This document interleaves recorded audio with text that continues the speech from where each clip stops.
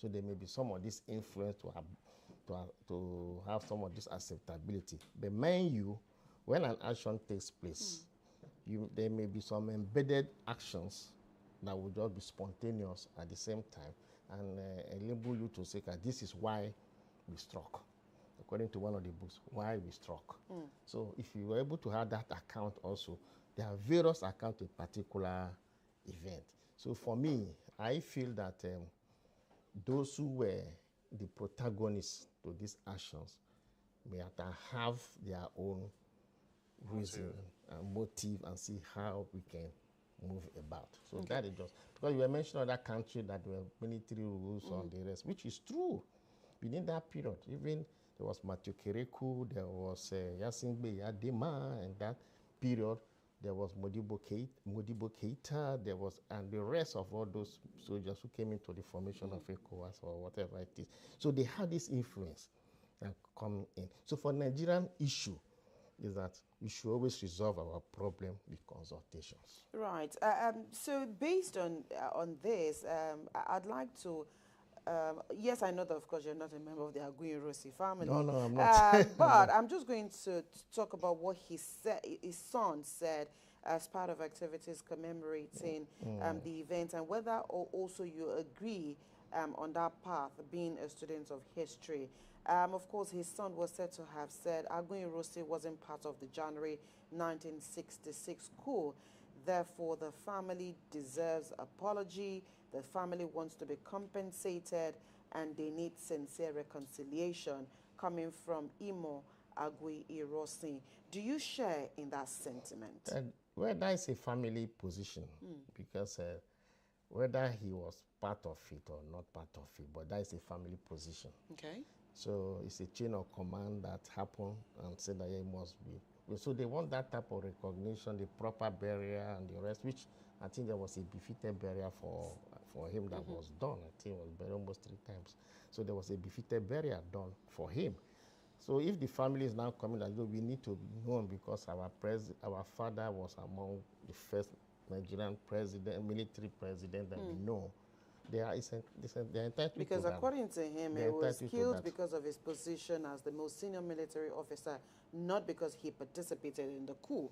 There's a part of these collateral issues that happen when there are insurgencies. Absolutely. Like so it's a collateral. Unfortunately, you know, the person at the top represents the whole system.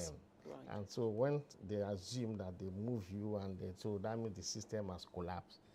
Therefore, you don't want the external motive to find out what happened thereafter.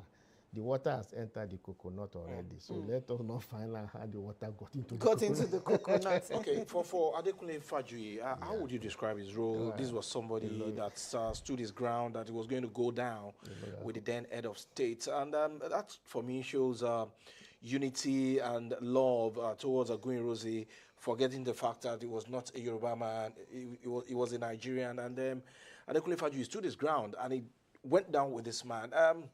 How come we don't have such men who are willing to sacrifice for others, not minding whether you are Hausa, Igbo, or Yoruba in the country again? That is what we are talking about. This is what we want to heal. That don't look at me because I'm from the south.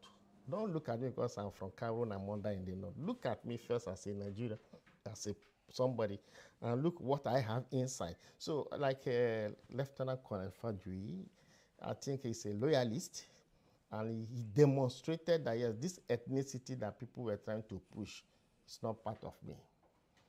And he went down with his boss in that line of command. I think he must be commended. The family too needs to be commended because he didn't abandon. He didn't just... He was a good soldier. A loyal soldier. He's a loyalist. And we must agree on that. That is the comradeship. When they are talking about, not that you abandon me because I'm not from your ethnic. Right. No. But that is, I was your host. You are my guest. So I must protect you, A to Z. Right. So for me, we must respect this family. As we begin to wrap up this conversation, I know that, of course, in 1966, Nigeria had less, our population was less than what we have now. But judging from what happened at that time and where we are today, would you say that we are more united, you know, in terms of ethnicity and ethnic perspective than we were in 1966? Yeah, I want to even believe so, because we were more united. Even as at then, people were united. A lot of people from the East were born in the North. You know, despite until that crisis came where there was this pogrom. But even then, the impact of that civil war and the 3R brought in by General Gowon, reconciliation,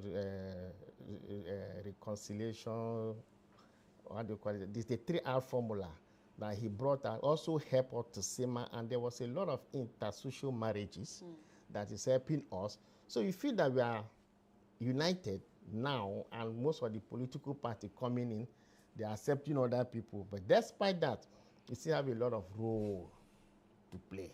We still have a lot of things to do. That is why the faith-based organizations have a major role to play in this, because most Nigerians belong to one faith or the other.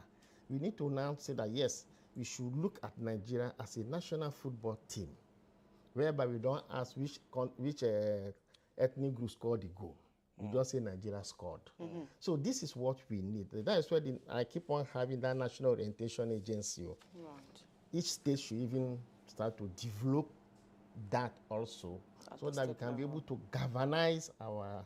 Nigerians are very united. When we meet outside, we relate very well. We don't want to fight. It is only internally that you start finding what is wrong. But touch a Nigerian, a Yoruba man could come and fight with you, with an Igbo man, and fight the other person. Absolutely. So that spirit is still there. So what Nigeria just need good institutions, strong institutions, credible election, credible umpire, credible orientations, and removing the money syndrome into our polity and political thing, and removing this idea that I must be the first person to acquire this. If those things are done, you see that the leadership and the followership can now meet at a point. Like I keep on saying, if this institution has done, the vulnerability of having military or whatever coming will not be there, and it's not a solution. Right. Let us keep on consulting amongst ourselves and talk as brothers and sisters. Because the unity of this country is good. Nigeria is one of the best countries you can think. I work in 36 African countries. I know that Nigeria remains one of the strongest forces. Anywhere we are, our high is up. Yeah. Forget about the public opinion. So we can do that at home here. Right. Okay. It will be a fine place to leave this conversation this morning. Thank you so much, Martin Morgan, PhD, international journalist, public and development analyst. We appreciate your thoughts on the program this morning. Great moment, anytime. Thank you very much. For Africa. Right, that's the motto take on this side of the table this morning. And like our guests submitted, Nigerians are united, irrespective of our beliefs, where we come from. We just need to have that national unity as the focal point and begin to see the country as our project. We'll take a quick break. When the conversation returns, Joy and Adibimpe will be here with their Lagos conversation.